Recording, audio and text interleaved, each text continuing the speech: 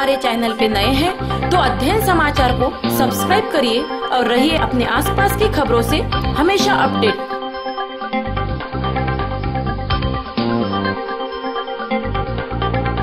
मेळघाटातील चिखलदरा तालुका अंतर्गत येणाऱ्या सेमाडो येथील सिपना नदीवर पर्यटनाला आलेल्या एका वलगाव येथील पर्यटकाचा नदीत बुडून मृत्यू झाला आहे।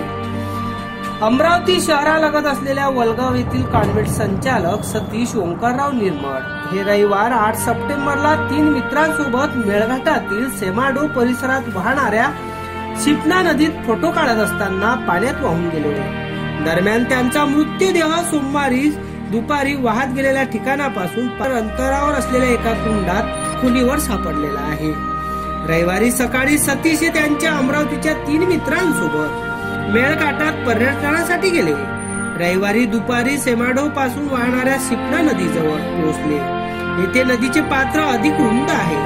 या पात्रात सतीश गेले व नदीतील काही दगडावर छायाचित्र काढण्यासाठी थांबले। याच वेळी ते पाण्यात वाहून गेले। दरम्यान त्या ठिकाणाहून 500 मीटर अंतरावर एक धबधबा तसेच जवार कुंड आहे।